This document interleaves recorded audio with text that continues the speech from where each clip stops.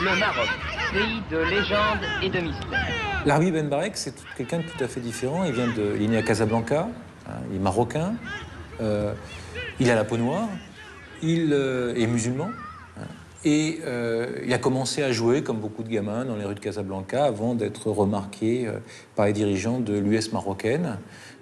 Par le biais de ces réseaux de la France coloniale, de commerçants, eh bien, il devient vite une des vedettes de l'Olympique de Marseille, au rôle, en gros, d'inter ou d'attaquant. Marseille 0 à la 8e minute de jeu. Ben Barek s'est porté à l'attaque. Il passe à Mercurio. C'est un joueur qui est extrêmement doué techniquement, un grand dribbleur, qui va faire son entrée en équipe de France, donc à partir de 1937-38.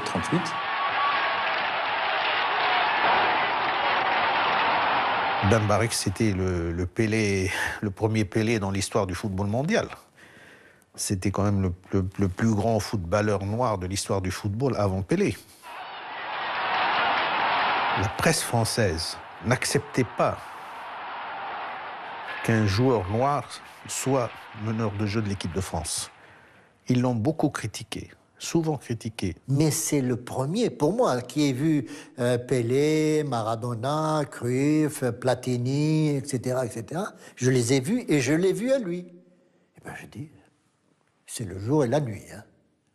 C'était un joueur élégant, c'était un joueur d'inspiration, c'était un joueur de correct. Il avait une technique extraordinaire. C'était un artiste, c'était un artiste, un grand artiste. Il avait une détente et puis exceptionnelle. Excellent technicien d'ailleurs. Quand on parlait de lui, ceux qui l'aimaient bien disaient le footballeur qui parlait en arabesque. C'est quand même joli, ça.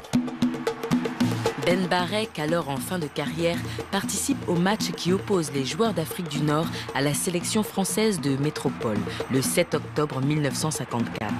Avec ses coéquipiers, il s'impose par 3-1 devant le public du Parc des Princes médusé. 3 semaines après ce choc sportif, la guerre d'Algérie éclate avec les attentats de la Toussaint Rouge. Quelle étrange proximité entre ces deux événements, l'un sportif et l'autre politique. Pour les vedettes du football algérien évoluant en France, l'heure des choix va sonner.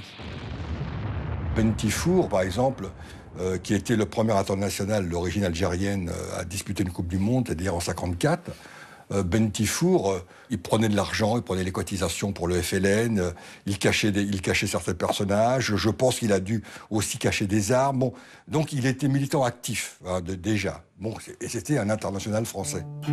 À cette date, Rachid Mekloufi, la jeune vedette de l'AS Saint-Étienne, n'a pas encore l'engagement politique de Bentifour. Son évolution personnelle épouse étroitement l'émancipation du peuple algérien. Né à Sétif en 1936, Rachid Mekloufi assiste aux événements dramatiques du 8 mai 1945. En Algérie, comme dans tout l'Empire français, on fête ce jour-là la fin de la Seconde Guerre mondiale. Les revendications des nationalistes algériens s'expriment à cette occasion. L'armée française réprime ces manifestations. En 1945, j'avais 9 ans. Et je me rappellerai toujours du jour où il y a eu 40 000 morts assassinés par l'armée française. Constitutifs de l'identité algérienne, les massacres de Sétif ont été occultés de l'histoire de France. Ce douloureux souvenir n'étouffe pas la passion du jeune Mekloufi pour le football. En 1956, son rêve se réalise quand Jean Snella l'engage à Saint-Étienne. Attaquant spectaculaire, il devient la coqueluche du club. J'étais un jeune fou, chien fou, hein, avant. Je demandais que le ballon dans l'espace. Et j'allais marquer. C'est une mitraillette, c'est un marqueur de but. Je pense qu'il termine quasiment deuxième meilleur buteur du championnat de France, avec plus de 20 buts, 21 buts, je ne me rappelle plus, en 57, je crois. J'étais footballeur à Saint-Étienne, on gagnait de l'argent, on gagnait des matchs, on gagnait tout ça. Mais en tant qu'homme, j'étais nul, j'étais rien du tout. Cet acquis que j'ai obtenu pendant 4 ans avec l'équipe de FLN, je n'aurais jamais pu le combler avec tout l'argent que j'aurais gagné à la Coupe du Monde. À la veille de jouer la Coupe du Monde 1958 sous la bannière française, Mekloufi est contacté par d'autres joueurs de Sétif opérant pour le Front de Libération Nationale.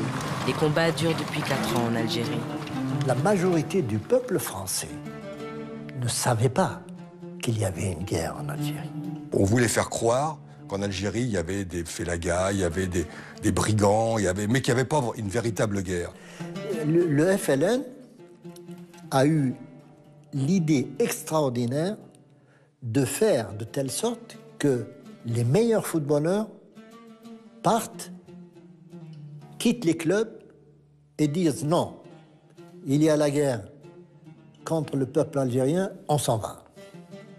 Hop, tous les footballeurs algériens sont partis. Et là, ça a été un vrai choc psychologique. Je crois que ce geste-là a fait avancer l'histoire de manière considérable. C'est-à-dire que la guerre aurait sans doute duré beaucoup plus longtemps s'il n'y avait pas eu cette prise de conscience. Au signal du FLN, les joueurs algériens quittent le sol français dans la clandestinité et perdent leur statut de footballeurs vedettes. Ils se retrouvent à Tunis, siège du Front de Libération. La presse internationale couvre l'événement et fait d'eux les nouveaux visages de la lutte indépendantiste. Cette équipe-là était le porte-drapeau du football africain et elle jouait bien au football. Ça a été une équipe extraordinaire, sans doute la plus grande équipe d'Afrique de l'époque. Dans l'équipe du FLN, il y avait 10 Zidane. Mekloufi devait faire la Coupe du Monde avec l'équipe de France. Ditouni qui était appelé à jouer au Real. Normalement, Di Stefano le voulait au Real. Donc ce sont des joueurs de très très haut niveau. Il y avait un joueur qui s'appelait Haribi, Mokhtar Haribi. C'était un monsieur qui jouait demi, et c'était un monsieur qui ne courait pas du tout. Et ça nous a surpris, moi ça a été surpris. Mais le ballon, tac, tac, tac, tac. Et le lendemain, dans les journaux, on a fait sa caricature, on l'a fait dessiner avec un compas et un trigonomètre, là. Mais c'était ça le football, c'est-à-dire c'était le ballon qui courait plus vite. Et nous, en Tunisie, à l'époque, on faisait l'inverse. Le football tunisien a énormément progressé grâce à cette équipe du FLN. On a constaté qu'on avait des qualités globales extraordinaires et qu'on pouvait rivaliser avec n'importe quelle équipe, etc. Et c'est là où on a fait beaucoup de tournées, beaucoup de matchs. On en a fait... un peu en Europe de l'Est, dans certains pays d'Afrique, etc. Les pays qui voulaient les recevoir, parce qu'ils étaient bannis de la FIFA. Hein. Cette équipe n'était pas reconnue. Tout pays qui jouerait contre nous serait suspendu. Bon, ici à Tunis, Bourguiba, ils les ont envoyés balader. Il leur a dit, écoutez, non seulement ils jouent, mais en plus le drapeau, il monte. Quand la FIFA a appris ça, elle a décidé de surseoir à l'admission de la Tunisie et du Maroc. Pendant 4 ans, l'équipe du FLN sillonne la planète et rencontre les équipes des pays frères. Maroc, Tunisie, Irak, Yougoslavie, Hongrie, Pologne, Chine, Vietnam. Ils y remportent des victoires spectaculaires qui servent la cause algérienne. Ils sont reçus en héros par Tito et Ho Chi Minh et entrent dans la légende des indépendances. C'est l'équipe du FLN en Chine avec le général Giap, qui a vaincu l'armée française à Dien Bien Phu. C'est un grand monsieur et il nous a fait une petite réflexion en disant « De toute façon, vous allez gagner parce que nous, on les a battus, donc vous allez les battre. »